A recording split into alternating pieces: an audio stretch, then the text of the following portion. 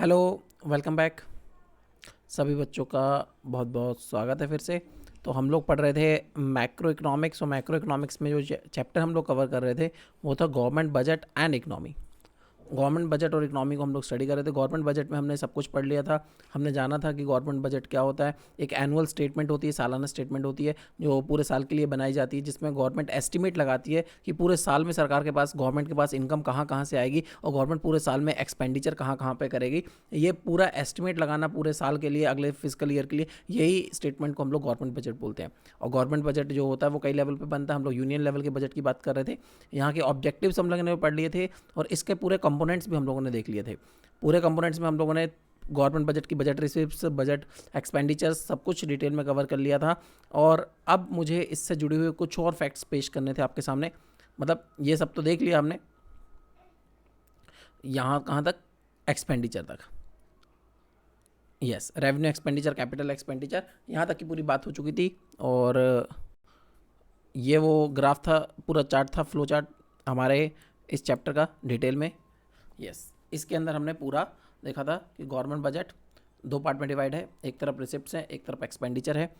Receipts revenue receipt हैं, capital receipt हैं। Expenditure revenue expenditure है, कैपिटल एक्सपेंडिचर है। और इनका मतलब क्या है, ये सब हमने देख लिया। तो अब अगर मोटा मोटा बात करें, मोटी मोटी बात करें, थोड़ा सा डिटेल में घुसें फिर से डिटेल में, तो आपको पता चलेगा एक तरफ तो हमारे पास इनकम्स हैं, एक तरफ तो गवर्नमेंट के पास रिसिप्ट्स हैं, और एक तरफ गवर्नमेंट के पास एक्सपेंडिचर्स हैं। एक तरफ तो गवर्नमेंट के पास एक्सपेंडिचर्स हैं। तो अब गवर्नमेंट का बजट तीन तरीके से हो सकता है, तीन तरीके का गवर्नमेंट बजट बन सकता है। एक एक करके तीनों को हम लोग डिस्कस करते हैं। एक मिनट मुझे भी ओपन कर लेने दीजिए, मैं भी आपके सामने ओपन कर लूँ और फिर हम लोग आगे कंटिन्यू करते हैं। चलिए, तो गवर्नमेंट बजट तीन टाइप से हो सकता है। इसी बेस पर टाइप्स ऑफ गवर्नमेंट बजट, तो गवर्नमेंट बजट जो है वो तीन टाइप का हो सकता है। एक तरफ है हमारे पास जब ये कंडीशन हो कि गवर्नमेंट के पास जो रिसिप्ट्स हैं, रिसिप्ट्स का मतलब क्या है, जिनको नहीं पता चला वो लिख सकते हैं ब्रैकेट में इनकम। जब गवर्नमेंट के पास जो रिसिप्ट्स हैं,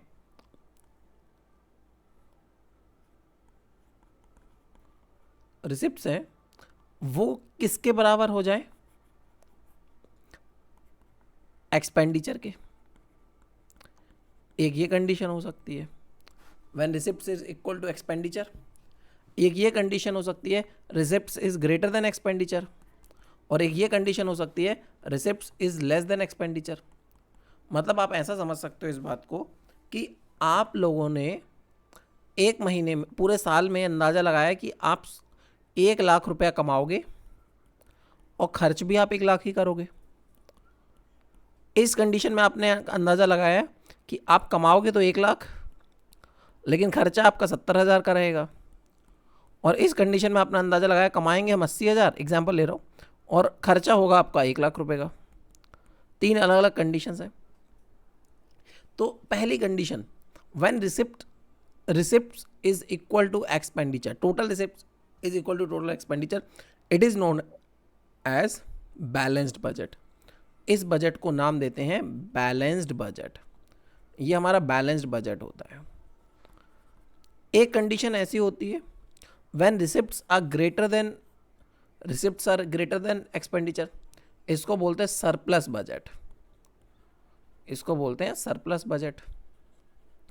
और एक आखिरी तीसरी कंडीशन, जब रिसिप्ट कम होती है, इनकम कम होती है और खर्चे ज़्यादा होते हैं, तो इसको बोलते हैं डेफिशिट बजट। इस बजट को नाम दूं डेफिशिट बजट। तो हम लोग एक ऐसे देश के निवासी हैं कि हम बहुत खुशनसीब मानेंगे अपने आप को, सरकास्टिक टोन में बोल रहा हूँ, कि बैलेंस्ड बजट और सरप्लस बजट हम लोगों ने अपनी ज़िंदगी के इतिहास में कभी नहीं देखा है, और ना ही ये कभी होने वाला है। ऐसा कभी भी ऐसा नहीं होगा कि गवर्नमेंट के पास रिसिप्ट्स ज़्यादा हैं और खर्चे कम हैं, या फिर रिसिप्ट्स जितनी हैं उतनी इनकम है। हम लोग हमेशा जिस कंडीशन में जीते आ रहे हैं उस कंडीशन का नाम है डेफिसिट की कंडीशन। घाटे की कंडीशन, हमेशा ही आपको देश में खर्चे ज़्यादा दिखेंगे और रिसिप्ट्स कम दिखेंगे। जैसे हर एक आम आदमी की हालत है देश में, वैसे ही देश की भी हालत है कि इनकम आमदनी अठन्नी, खर्चा रुपया। वैसे ही देश की सरकार की भी हालत है, हमारे देश की गवर्नमेंट के पास भी यही हाल है कि गवर्नमेंट के पास रिसिप्ट्स बहुत कम रहती हैं और खर्चे गवर्नमेंट के पास साल भर में बहुत ज़्यादा होते हैं, और इस कंडीशन को हम लोग नाम देते हैं डेफिसिट की कंडीशन। तो अब मेजर्स देखते हैं, मेजर्स ऑफ गवर्नमेंट डेफिसिट। तो डेफिसिट कितने तरीके के हो सकते हैं, मेजर्स क्या हो सकते हैं इनके?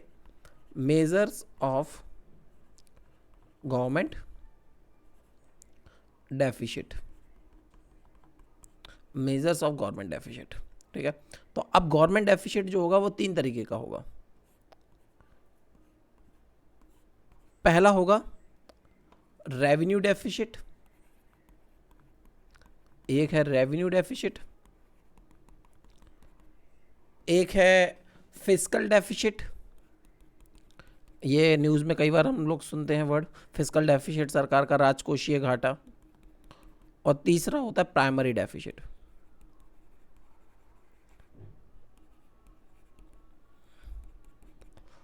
रेवेन्यू डेफिसिट, फिस्कल डेफिसिट और प्राइमरी डेफिसिट।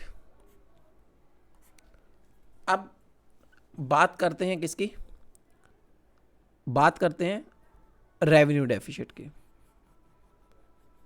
पहले वाले डेफिसिट की बात कर रहा हूं, रेवेन्यू डेफिसिट।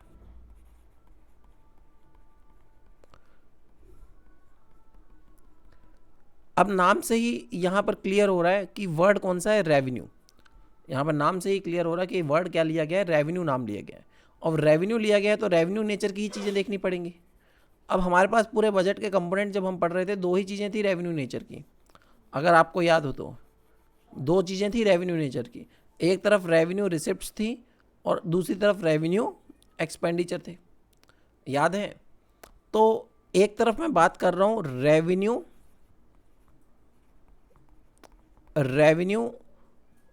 डेफिसिट किसके बराबर होगा? रेवेन्यू डेफिसिट कब होगा? जब जब जब ये कंडीशन होगी, रेवेन्यू एक्सपेंडिचर, रिकरिंग नेचर का एक्सपेंडिचर, सरकार का डेली नेचर का एक्सपेंडिचर, सरकार की डेली नेचर की इनकम से कम हो जाए, मतलब रेवेन्यू इनकम से कम हो जाए। When the revenue expenditure is greater than revenue receipts of government, this situation is known as revenue deficit. इस कंडीशन को हम लोग रेवेन्यू डेफिसिट का नाम बोलते हैं। यहां पर आपको ये देखने को समझ में आएगा कि सरकार डेली नेचर में जो इनकम कमा रही है ना, वो बहुत कम है उसके डेली नेचर के खर्चे पूरे करने के लिए। एग्जाम्पल ले सकते हो, आपके घर के रोज़मर्रा के चीज़ों के खर्चे हैं, एक दिन का आपके घर में खर्चा आता है, दूध का, बिजली का, पानी का और राशन का, ये सब आपका खर्चा आता है एक दिन का 300 रुपया, और आप एक दिन में कमाई करते हो मात्र 200 रुपये की। तो ये वाली कंडीशन जो कहलाएगी, डेली नेचर की इनकम आपकी जो है वो 200 रुपये की और डेली नेचर का खर्चा आपका 300 रुपये का है, तो 100 रुपये आप जो माइनस में जा रहे हो। गवर्नमेंट अगर ऐसा करेगी तो गवर्नमेंट के लिए ये कंडीशन बोली जाएगी रेवेन्यू डेफिसिट की कंडीशन। अब सरकार को सैलरियाँ देनी है उनके अपने कर्मचारियों की, बहुत सारे ऑफिस रन करने हैं, लॉ एंड ऑर्डर मेंटेन करने हैं, अब उन सब में जो खर्चा हो रहा है वो, और फिर सरकार को जो टैक्स से इनकम मिल रही है और नॉन टैक्स से इनकम मिल रही है वो देखो। तो डेली नेचर की इनकम बहुत कम है सरकार के पास और डेली नेचर के खर्चे बहुत ज़्यादा हैं, तो ऐसी कंडीशन को हम लोग नाम देंगे कौन सा कंडीशन? रेवेन्यू डेफिसिट की कंडीशन। समझ में आ गई बात? और इसका फॉर्मूला मैंने आपको बता दिया, revenue deficit is equal to revenue expenditure minus revenue receipt. अब इस बात से क्या पता चलता है, इस बात से क्या अंदाज़ा लगाया जा सकता है, इम्प्लीकेशंस क्या हो सकती हैं इसकी क्या इम्प्लीकेशंस हो सकती है? इसकी सबसे पहला इम्प्लीकेशन तो ये लगाया जा सकता है, गवर्नमेंट इनकैपेबल है, जब गवर्नमेंट की एबिलिटी नहीं है अपने रेगुलर खर्चों को मीट करने के लिए। Government are incapable to meets its regular expenditure, government के द्वारा अपने रेगुलर खर्चे मेंटेन नहीं किए जा रहे हैं, इतने खर्चे बढ़ा रखे हैं कि भैया तुम्हारे अपनी औकात से ज़्यादा के खर्चे कर रहे हो, जितनी तुम्हारी औकात भी नहीं है उससे ज़्यादा खर्चे कर रहे हो। इससे एक और सेंस निकल कर आएगी, इस बात को मैं एक काम करता हूँ, बुक में ही शो कर देता हूँ आपको, ताकि आप लोगों के सामने अच्छी इमेज पेश हो सके। धड़कन कहाँ मखमूर, कहाँ है भैया बुक? हाँ, बुक आ जाओ जल्दी से। हाँ ये रहा, ये हमने पढ़ लिए सब कुछ। यस,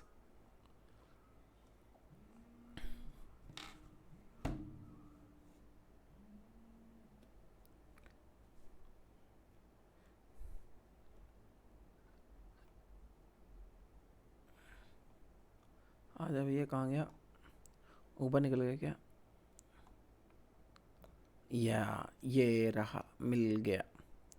तो हम लोग बात कर रहे हैं किसकी? इस वाले डेफिशिट की, जो आपके सामने स्क्रीन पर पेश है। थोड़ा सा और जूम कर देते हैं ताकि आपको पढ़ने में कोई समस्या ना रहे। और इसको फुल स्क्रीन कर देते हैं और इससे कलर ले लेते हैं लिखने के लिए। ये मिल गया बिल्कुल।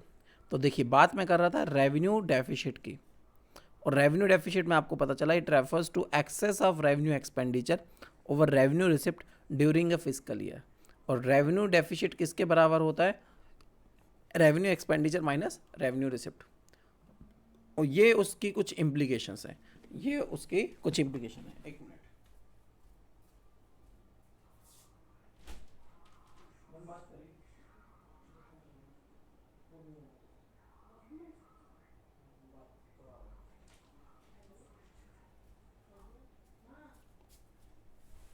तो यहाँ पर इम्प्लीकेशंस क्या निकले इसकी? सबसे पहले इम्प्लीकेशन निकली, it indicates that inability of the government to meet its regular and recurring expenditure in the proposed budget. मतलब बजट जो गवर्नमेंट पेश कर रही है, इस बजट में ये शो हो रहा है कि गवर्नमेंट अपने रेगुलर खर्चों को पूरा करने में काबिल नहीं है। दिखेगा कि गवर्नमेंट अपने पूरे खर्चे पूरे नहीं कर पा रही है। It implies that government is dissaving. इसका मतलब ये होगा कि देश में डिससेविंग होगी। Government is using up the savings of other sectors of the economy to finance its consumption expenditure. ऐसे गवर्नमेंट को क्या करना पड़ेगा? वो डिससेविंग वाला पॉइंट, ये इनकम है, ये एक्सपेंडिचर है, डिमांड है, और इसको पूरा करने के लिए क्या करना पड़ेगा? ये खर्चा जो माइनस में जाएगा, डिससेविंग होगी, ये यूज़ करेगी। इट ऑल्सो इम्प्लाइज दैट, इससे एक चीज़ और समझ में आती है, government has to make up the deficit from capital receipt. अब जो घाटा है इसको कहाँ से पूरा करेगी सरकार? कैपिटल रिसिप्ट से। अब कैपिटल रिसिप्ट बहुत गंदी वाली रिसिप्ट्स होती हैं। इनकम तो होती है लेकिन वो गंदी की इनकम है। जहाँ तो आप कहीं से कर्जा लेकर इनकम ला रहे हो, जहाँ अपने घर की जायदाद बेचकर इनकम ला रहे हो, ऐसे करना पड़ेगा। डैट इज थ्रू बोरिंग और disinvestment. It means revenue deficit either leads to an increase in the liability in the form of borrowing or reduce the assets through disinvestment। इसका मतलब ऐसा होगा, सरकार का जब डेली नेचर का खर्चा ज़्यादा है और इनकम कम है, तो सरकार को जहाँ तो बोरिंग उधारी लेनी पड़ेगी, या फिर अपनी कोई प्रॉपर्टीज बेचनी पड़ेंगी, अपनी एसेट्स को डिसइन्वेस्ट करना पड़ेगा, जिस तरह से इस साल बजट में किया गया है। बहुत सारे गवर्नमेंट सेक्टर्स को प्राइवेट में बेचने की बात की गई है।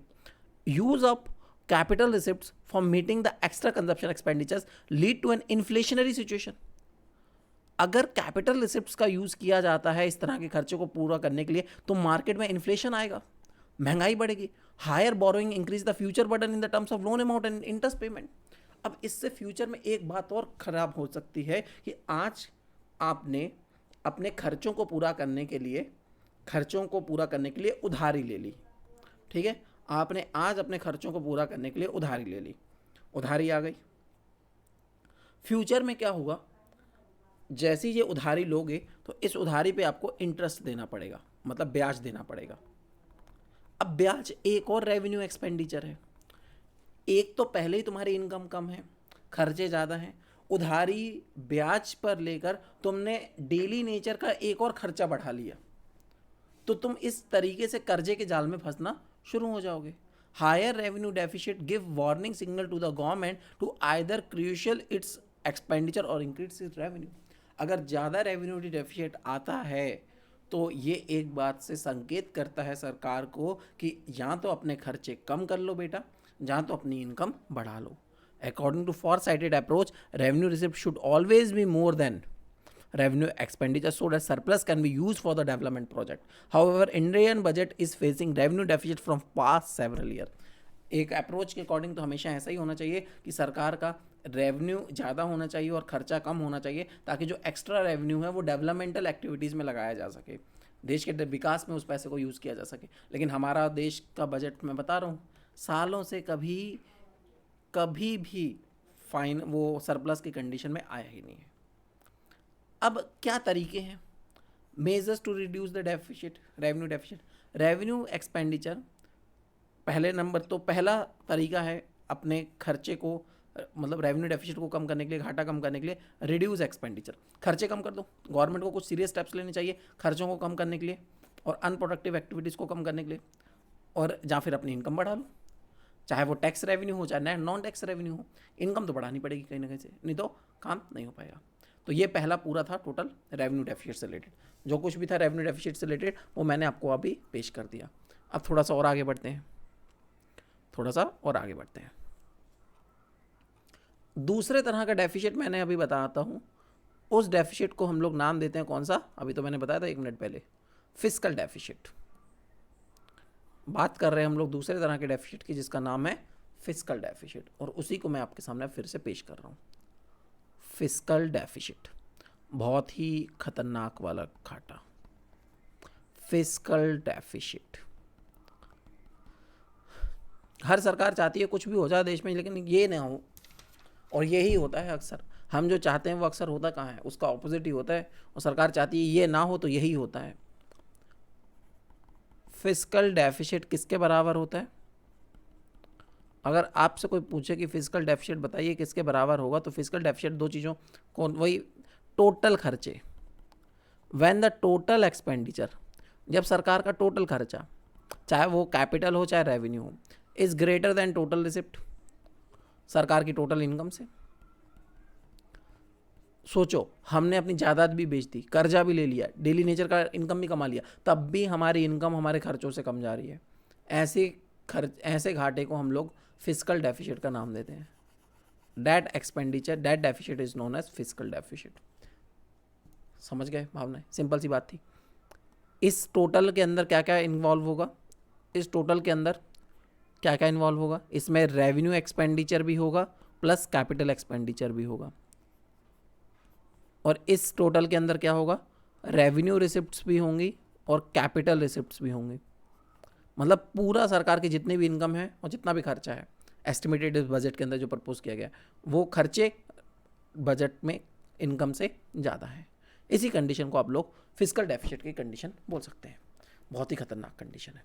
इसको भी मैं बुक के थ्रू ही आपको एक्सप्लेन करता हूँ। यहाँ पर चलते हैं। Fiscal deficit present a more comprehensive view of budgetary imbalances. It is widely used as a budgetary tool for explaining and understanding the budgetary developments in India. Fiscal deficit refers to the excess of total expenditure over the total receipt, including borrowing during the given financial year. Excluding borrowing को निकाल कर, यहाँ पे boring को verse आपको include नहीं करना है। रिसिप्ट में सब कुछ लेना है, सेल ऑफ एसेट्स भी लेना है, सिर्फ बोरिंग नहीं लेनी है। तो फिस्कल डेफिसिट कितना है? Total expenditure minus total receipt, total receipts minus total receipt. अब ये बोरिंग क्यों नहीं लेना है वो अभी आपको बताऊंगा क्योंकि बोरिंग ले लेंगे तो बराबर नहीं हो जाएगा। उधारी कितनी लेंगे हम लोग? उधारी उतनी तो लेंगे जितना कम पड़ रहा है, तो जब पूरा ले लिए तो माइनस करने का आंसर ही कुछ नहीं निकलेगा। तो मैं आगे बताता हूँ इस चीज़ को। सबसे पहला तो इसका इम्प्लीकेशन क्या निकलता है, इसका असर क्या निकलता है? सबसे पहला इंप्लीकेशन निकलता है डेप्ट ट्रैप। हम कर्जे के जाल में फंस जाते हैं। अगर सरकार का फिस्कल डेफिसिट आ रहा है तो मतलब सरकार कर्जे के जाल में फंसने वाली है या फिर फंस चुकी है। मैं आपसे पूछता हूँ इस तरीके से मैं आपसे पूछता हूँ कि गवर्नमेंट ने टोटल इस साल जो खर्चा करना है वो करना है 200 करोड़ का, और सरकार के पास अभी इनकम जो है वो है सिर्फ 180 करोड़ की। अब इस इनकम में 180 करोड़ में इन्होंने अपनी एसेट्स भी बेच दी हैं। जो घर के गहने जवाहरात बेच सकते थे वो सब बेच चुके हैं। उसके बाद भी 180 करोड़ हुआ है। अभी भी 20 करोड़ का खर्चा और है देश का। अब ये 20 करोड़ का खर्चा पूरा करने के लिए कहाँ से पैसा लाएंगे? ऑब्वियस सी बात है, एक ही आंसर आएगा, किसी दूसरे देश से उधारी लेंगे। बिल्कुल, गवर्नमेंट क्या करेगी? बोरोइंग करेंगी फ्रॉम अदर कंट्रीज या अदर इंस्टीट्यूशंस। अब ये बोरोइंग जो है ये फ्री में होगी? मुझे बताइए, बोरोइंग या फ्री में होगी? नहीं, इसके बदले इन्हें इंटरेस्ट पे करना पड़ेगा। जब ये अगले साल तक इंटरेस्ट पे करते रहेंगे फ्यूचर में भी इन्हें इंटरेस्ट पे करना पड़ेगा, तो उस इंटरेस्ट से इनका एक और एक्सपेंडिचर जो है वो रेवेन्यू एक्सपेंडिचर और बढ़ जाएगा। रेवेन्यू एक्सपेंडिचर बढ़ने से इनका फिर से टोटल एक्सपेंडिचर बढ़ जाएगा, अगले साल का टोटल एक्सपेंडिचर बढ़ जाएगा। और जब अगले साल का फिर से टोटल एक्सपेंडिचर बढ़ जाएगा, उसको पूरा करने के लिए फिर से क्या लेना पड़ेगा? लोन लेना पड़ेगा।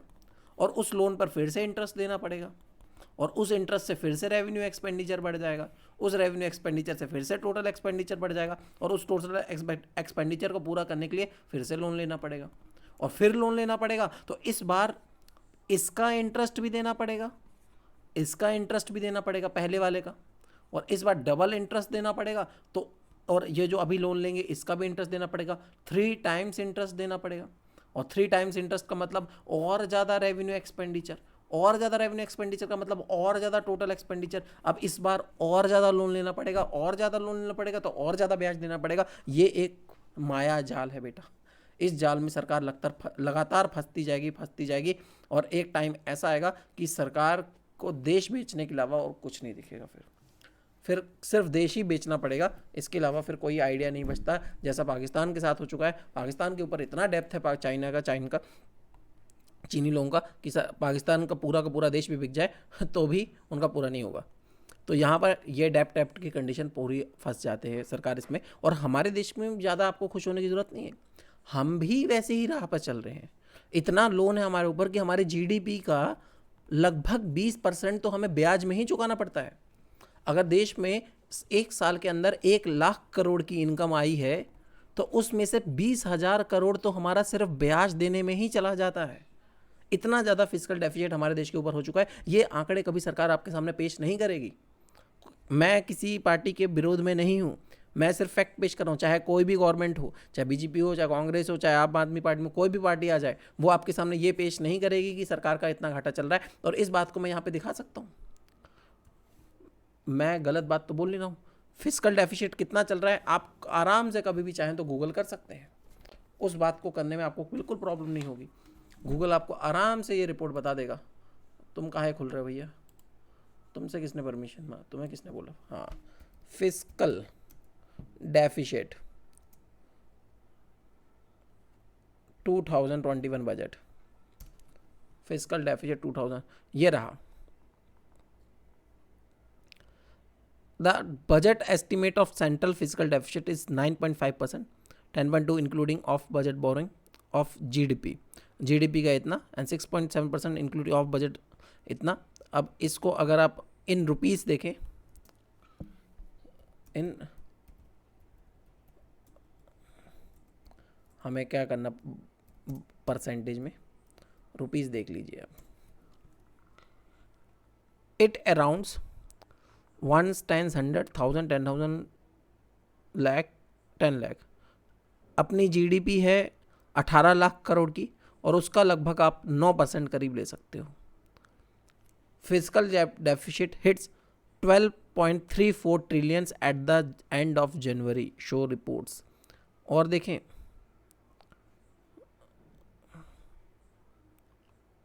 $64,180 करोड़ तो एक प्रोग्राम में जा रहे हैं। 5.1 लाख करोड़, इंडिया टुडे की रिपोर्ट। आत्मनिर्भर भारत, ये है हमारे देश का आत्मनिर्भर भारत। ऐसा आत्मनिर्भर है कि आप देश का घाटा देख सकते हो कहाँ पर जा रहा है। ये पिछले सालों तक का था। आपको लग रहा होगा कि इस बार हम लोग तरक्की की राह पर गए हैं। पहले देखिए 2016 में हम लोगों का फिस्कल डेफिसिट सिर्फ 3.9% के आसपास था, फिर 3.6% के आसपास हो गया, फिर भी 3.6, 3.5 के पास हमने कंट्रोल किया। 2020 में जी 4.1%, और अब देखिए 9.5%, और अगले साल एस्टिमेटेड है 6.8% के करीब घाटा होने वाला है। तो लगभग 10% जीडीपी का आपका घाटा है। मतलब जितनी भी देश की इनकम है वो कम जा रही है। ये सरकार के खर्चे हैं। देखिए इंटरेस्ट पे, यहाँ पे ये आपको डेटा शो होगा। इंटरेस्ट, मैं बोला था ना, इंटरेस्ट पे हमें बहुत बड़ा पैसा खर्च करना पड़ता है। जितना पैसा किसी और चीज़ में नहीं, किसी भी चीज़ में आपको ये पैसा खर्च इतना नहीं दिखेगा जितना हम लोग इंटरेस्ट पे पैसा खर्च कर रहे हैं। यहाँ पर देख सकते हैं आप कितने ट्रिलियन रुपीज़ हम लोग खर्च कर रहे हैं। 6.9 ट्रिलियन रुपीज़ हम लोगों को इंटरेस्ट में पे करना पड़ता है। इतना ज़्यादा हमारे देश के ऊपर कर्जा है फिस्कल डेफिसिट का, और ये लगातार बढ़ता जा रहा है। यहाँ पर देख लीजिए, मैं बोल रहा हूँ डेप्ट ट्रैप पे फंसते जाएंगे। इस बार का खर्चा पूरा करने के लिए डेप्ट लिया तो इतना इंटरेस्ट, अगली बार और ज़्यादा इंटरेस्ट, अगली बार और ज़्यादा इंटरेस्ट, अगली बार और ज़्यादा इंटरेस्ट। ये ग्राफ आपको शो कर रहा है कि लगातार इंटरेस्ट हमारा बढ़ता जा रहा है।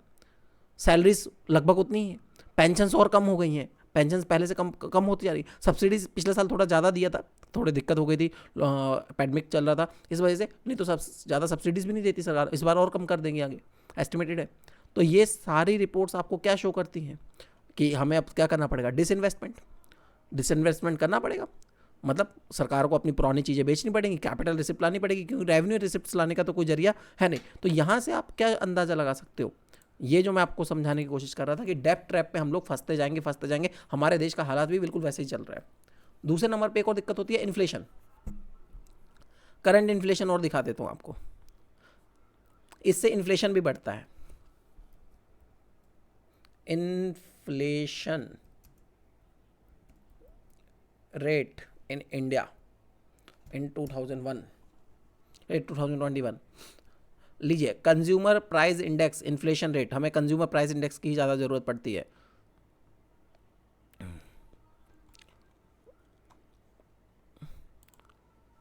अभी आई नहीं है ऐसे इसकी report. Retail inflation is to 2.9%, 4.29%। IIP यहाँ पर इंडेक्स ऑफ इंडस्ट्रियल प्रोडक्शन वो 22.54% बढ़ा है। अब मैं इसका ग्राफ कहीं पे दिख जाए तो मैं आपको अच्छे से दिखा सकूं कि आपको इन्फ्लेशन का भी ट्रेंड बढ़ते हुए दिखेगा।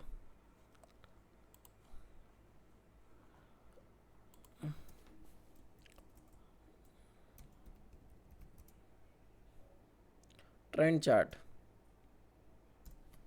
हाँ ये रहा,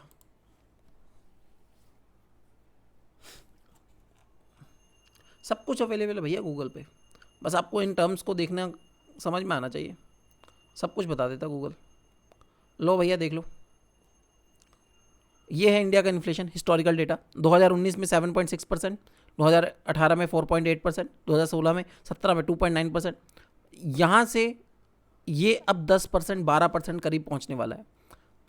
अभी होलसेल प्राइस इंडेक्स की रिपोर्ट आई है और उसके अकॉर्डिंगली 11% करीब पहुँच चुका है इन्फ्लेशन देश में, और ये इन्फ्लेशन लगातार बढ़ता जाएगा, ये इन्फ्लेशन अब लगातार बढ़ता जाएगा, क्योंकि हम लोग वैसे ही कर्जे के जाल में चल रहे हैं, वैसे हम लोग कर्जे में जी रहे हैं, और ये कर्जा लगातार हमें और खाता जाएगा। क्यों?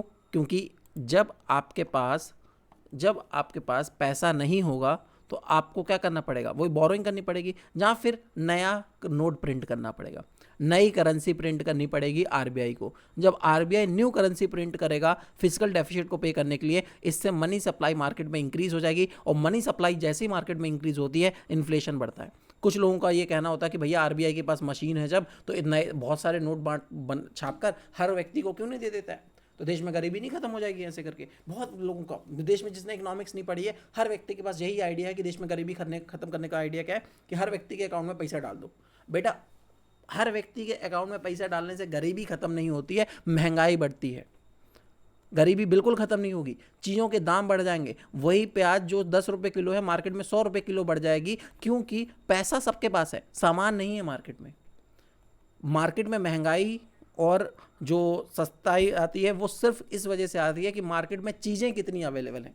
कोई भी सामान जो मार्केट में बहुत ज़्यादा अवेलेबल होगा वो बहुत सस्ता हो जाएगा, और मार्केट में वही सामान जो बहुत कम होगा वो बहुत महंगा हो जाएगा।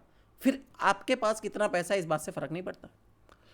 कुछ देशों में एक सेब लोगे तो वो $1 का मिलता है, और कुछ देशों में आप वही सेब लोगे तो वो पता लगे वहाँ की करेंसी का 1 लाख रुपए के बराबर आता है। क्यों? क्योंकि आपने मनी सप्लाई बढ़ा दी, तो अब मनी की वैल्यू कम हो गई। आपने देखा होगा जब हमारा पुराना ज़माना था 1950s के टाइम पर, कि हम 10 रुपये लेकर जाते थे तो पता नहीं पूरा मार्केट आधा खरीद सकते थे, और आज 10 रुपये में आप एक छोटी सी चीज़ भी नहीं खरीद सकते। इसका मतलब ये नहीं हुआ कि आपके मार्केट में महंगाई बढ़ गई है, चीज़ें वही हैं, महंगाई नहीं बढ़ी है, रुपए की वैल्यू कम हो गई है, रुपीज़ की वैल्यू कम हो गई है। और रुपीज़ की वैल्यू इसलिए कम हो गई है क्योंकि वो मार्केट में बहुत ज़्यादा आ गया है। कोई भी चीज़ जो मार्केट में बहुत ज़्यादा होगी उसकी वैल्यू कम हो जाती है। वैसे ही इन्फ्लेशन है, इन्फ्लेशन में अगर गवर्नमेंट अपने घाटे को पूरा करने के लिए नई करेंसी प्रिंट करता है, आरबीआई नई करेंसी प्रिंट करेगा, तो मार्केट में मनी सप्लाई बढ़ेगी, और मनी सप्लाई बढ़ने का सीधा सीधा कारण है कि मार्केट में इन्फ्लेशन बढ़ना, महंगाई बढ़ना, क्योंकि लोगों के पास ज़्यादा आएगा, मार्केट में पैसा ज़्यादा फ्लो कर रहा होगा, और पैसा ज़्यादा आने का मतलब सीधी बात है महंगाई।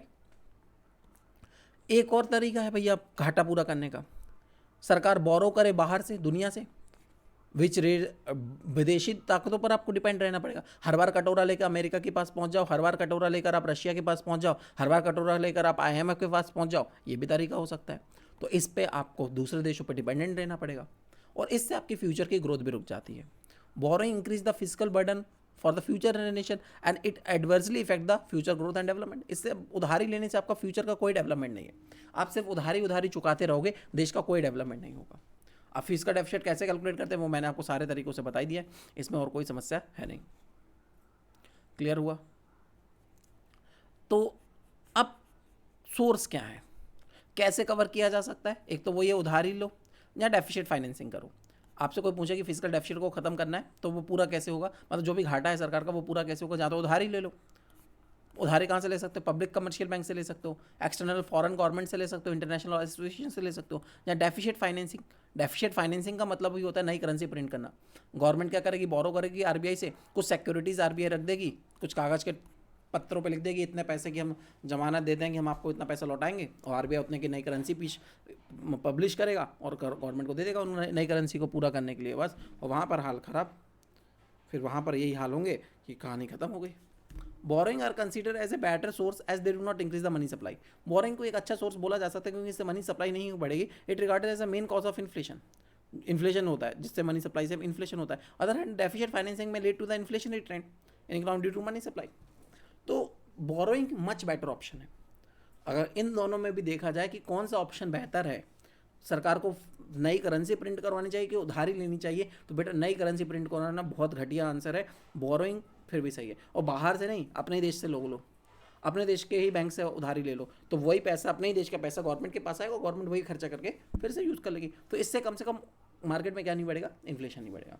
इन्फ्लेशन नहीं बढ़ेगा, अगर लोगे दूसरी चीज़ तो इन्फ्लेशन बढ़ेगा। अब क्या कर सकते हैं? तीसरे तरह का डेफिशिएट एक और है जो मैंने अभी आपको बताया था। दो तरह के डेफिशिएट हम लोग कवर कर चुके हैं। तीसरे तरह का डेफिशिएट है प्राइमरी डेफिशिएट। अब देखो, सरकार हर बार नए नए टर्म्स निकालती है। गवर्नमेंट की बात मानोगे ना, गवर्नमेंट का देखो तो हर बार नई चीज़ें निकलती हैं। ये प्राइमरी डेफिशिएट तक ही हमारे बुक वालों ने दिया है, बुक वाले से प्राइमरी डेफिशिएट तक सीमित रहे हैं। गवर्नमेंट तो हर साल पता नहीं कितने तरह के डेफिशिएट निकाल के दिखाती है, सिर्फ अपने घाटे को कम शो करने के लिए। आंकड़ों के साथ खेलना कहलाता है ये। अब बोलोगे इसमें नई चीज़ क्या है? इन्होंने बोला कि इनका कहना है कि ये एक्चुअल में हमारा घाटा तो है ही नहीं है। सुनो सुनो, फिस्कल डेफिशिएट में से माइनस कर दो, फिस्कल डेफिशिएट में से माइनस कर दो आप इंटरेस्ट पेमेंट्स, जो आपको इंटरेस्ट पेमेंट करनी है, इसको माइनस कर दो, तो आपको पता चलेगा नहीं कि आपका प्राइमरी घाटा कितना हुआ है। सरकार बोलेगी देखो यार, ये जो घाटा हुआ ना इंटरेस्ट पेमेंट का, ये भी उस टोटल एक्सपेंडिचर में इंक्लूड है। टोटल एक्सपेंडिचर में इंटरेस्ट भी देना है, बिल्कुल देना है। अगर हमें ये नहीं देना होता तो हमारा घाटा कितना होता? अगर हमें ये नहीं देना होता तो हमारा घाटा कितना होता? एग्जाम्पल के लिए अभी घाटा कितना निकल रहा था? इस एग्जाम्पल के अकॉर्डिंग हमारा 20 करोड़ का, 20 करोड़ का घाटा निकल रहा था। अब मान के चलते हैं इस 20 करोड़ में से जो टोटल खर्चा था, जो हमें मैंने बताया 180 करोड़ का खर्चा है, नहीं 200 करोड़ का खर्चा है, 200 करोड़ में से पता चले सिर्फ 10 करोड़ तो हमारे इंटरेस्ट का खर्चा है, 10% करीब है ये, तो 10 करोड़ मेरा इंटरेस्ट का खर्चा है, 5% ले लेते हैं। तो उन्होंने बोला कि इसमें से माइनस करो 10 करोड़ को, 20 करोड़ के घाटे में से 10 करोड़ माइनस कर दो, क्योंकि इंटरेस्ट को हम गिनती में नहीं ले रहे हैं। तो एक्चुअल में जो सरकार की वजह से घाटा हुआ वो सिर्फ 10 करोड़ का है। इंटरेस्ट तो हमने लिया ही नहीं, ब्याज पे तो पैसा हमने लिया ही नहीं, वो तो पिछली सरकारों ने लिया था, उसका ब्याज तो हमें देना पड़ रहा है। सिर्फ इसलिए कि एक्चुअल में खर्चा कितना हुआ है, एक्चुअल में घाटा कितना का है। अब इंटरेस्ट के साथ तो कुछ नहीं कर सकते ना, वो तो हमने किया नहीं, वो तो अब उधारी लेनी पड़ी पीछे, किसी सरकार ने ली होगी, अब उनकी उधारी चुकाने की वजह से इतना खर्चा हो रहा है। हमारी सरकार की वजह से सिर्फ कितना घाटा हुआ है, वो 10 करोड़ का हुआ है। इस आंकड़ों के साथ खेलने के लिए इस टर्म को यूज किया जा सकता है। Primary deficit refers to the difference between physical deficit of the current year and interest payment on the previous borrowing. Previous borrowing का इंटरेस्ट माइनस कर दो तो आपको पता चल जाएगा physical deficit minus interest payment equal to primary deficit. Total borrowing requirement of the government includes the interest commitments as on accumulated debts. Primary deficit reflect the extent to which such interest commitments have compliant the government to borrow in the current period. अब सिर्फ हमें इस बार का घाटा कितना हुआ उसको जानने के लिए हम लोग फिजिकल डेफिसिट को यूज़ करते हैं, प्राइमरी डेफिसिट को। अच्छा, अगर प्राइमरी डेफिसिट जीरो है, सो लो और zero primary deficits indicate that interest commitment on earlier loans have forced government to borrow. इसका मतलब अगर प्राइमरी डेफिसिट जीरो है तो जो घाटा है सरकार का वो सिर्फ इसलिए हो रहा है कि जो पुराने के लोन हैं उनको चुकाने के लिए. अगर मैं तुम्हें इस बार बोलूं कि मेरा देखो प्राइमरी डेफिसिट जीरो आया है, अगर मैं इस बार तुम्हें बोलूं कि मेरा प्राइमरी डेफिसिट जीरो आया है, प्राइमरी डेफिसिट जीरो है, तो इसका मतलब क्या है? इसका मतलब यह है कि फिस्कल डेफिसिट था मेरा 20 करोड़ का, और जो मुझे इंटरेस्ट पेमेंट करनी थी वो भी कितनी करनी थी, पहले से उधारी थी वो भी 20 करोड़ की थी. तो इसका मतलब यहाँ पे मेरा प्राइमरी डेफिसिट जो है वो जीरो आया. ये इस बात को इंडिकेट करता है कि इस साल सरकार को कोई घाटा नहीं हुआ है. ये इस बात को रिप्रेजेंट करता है कि इस बार सरकार को कोई घाटा नहीं हुआ है. जो 20 करोड़ का एक्चुअल में घाटा दिख रहा है ना, ये सिर्फ इसलिए दिख रहा है क्योंकि पहले हमने कभी उधारी ले रखी थी और उस पर इंटरेस्ट देना पड़ रहा है, इसलिए ये घाटा हो रहा है. इसके अलावा और कोई घाटे का कारण नहीं है. बस आप कैलकुलेट कर सकते हो, ऐसे इसका प्रैक्टिकल वगैरह आता नहीं है, फिर भी अगर आप करना चाहो तो कर सकते हो. यहाँ पे कुछ क्वेश्चंस आपके सामने दिए गए हैं. तो मेरे हिसाब से मुझे जो जो आपको बतानी थी बातें वो तो मैं आपको सब बता ही चुका हूँ. ये मैंने revenue deficit, physical deficit, primary deficit सब कुछ बता दिया है, इम्प्लीकेशंस बता दिए, सोर्सेज बता दिए, सब कुछ मैंने आपको बता दिए. Root deficit, primary deficit is the root cause of physical deficit. वही प्राइमरी डेफिसिट ही मेन कारण है. In India interest payment have considerably increasing in the recent year. मैंने अभी बताया इंटरेस्ट पेमेंट लगातार बढ़ता जा रहा है. High interest payment on past boring have greatly increase the physical deficit. पिछली बोरिंग्स पर जितना ज़्यादा इंटरेस्ट पेमेंट करना पड़ेगा उतना ही ज़्यादा फिजिकल डेफिसिट बढ़ेगा. To reduce the physical deficit interest payment should be reduce through the repayments of loan as early as possible. अगर आप चाहते हो कि आपका प्राइमरी डेफिसिट कम हो या फिर फिजिकल डेफिसिट कम हो तो आपको क्या करना पड़ेगा, जो पहले की बोरोइंग्स है, जो पहले की बोरिंग्स ली गई उनको जल्दी से जल्दी चुकाओ और कुछ नहीं हो सकता. तो यहाँ पर हमने बजट चैप्टर पूरा कंप्लीट कर लिया और बजट चैप्टर में अब इससे ज़्यादा और कुछ नहीं है जो हमें पढ़ना है. अब बस मुझे कुछ बातें आपको बतानी है, उनको बताकर हम लोग आज की क्लास को समाप्त कर सकते हैं. ये छोटा सा लेक्चर रहा हमारा, ज़्यादा बड़ा नहीं हुआ. तो जो बच्चे पहली दफ़ा मेरा ये लेक्चर देख रहे थे उनको बता देता हूँ, मेरा नाम भारत अनुरागी है और मैं अनअकैडमी पर एक वेरीफाइड एजुकेटर हूँ. 11th एंड 12th क्लास के बच्चों को कॉमर्स पढ़ाता हूँ.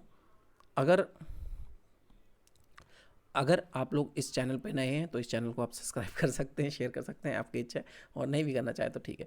तो एजुकेटर हूँ मैं 11th एंड 12th क्लास का. अनअकैडमी पर ऑफिशियली पढ़ाता हूँ full time. MBA, MCOM, BCOM, B.Ed, PGDCA, net, ये मेरी क्वालिफिकेशन है. 5 साल से टीचिंग कर रहा हूँ.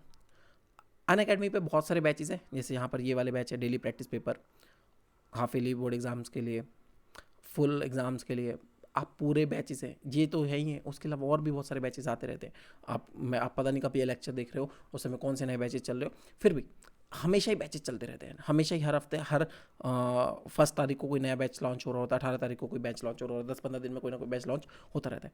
तो आप अनअकैडमी का सब्सक्रिप्शन ले सकते हैं. और ज़रूरी नहीं है कि सब्सक्रिप्शन लेने के बाद सिर्फ आप एक ही बैच अटेंड कर पाओगे. अनलिमिटेड बैचेस अटेंड कर सकते हो. जो पहले हो चुके हैं वो वाले बैचेस भी अटेंड कर सकते हो, जो आने वाले हैं उनके भी बैचेस अटेंड कर सकते हो. तो अनलिमिटेड एक्सेस मिलता है आपको सभी कोर्सेज का.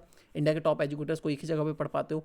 Regular doubt clearing session, complete syllabus coverage, mentorship guidance, study material, practice test, live test series, batch courses, ये सब मिलता है आपको अनअकैडमी के प्लेटफॉर्म पर. मतलब एक सब्सक्रिप्शन आपकी अनलिमिटेड प्रिपरेशन करवा देता है, पूरी फुल टू प्रिपरेशन करवा देता है. 12 महीने का सब्सक्रिप्शन ले लीजिएगा, कोड यूज़ करिएगा बी अनुरागी लाइफ, या आपको 10% का डिस्काउंट दिलवाएगा. अगर आप आइकॉनिक सब्सक्रिप्शन लेना चाहते तो वो ले सकते हैं. यहाँ पे प्लस अनअकैडमी प्लस के सारे फीचर्स मिलेंगे साथ में personal mentor, live doubt solving session, weekly report, parents connect, study planner, ये सब चीज़ दी जाती है.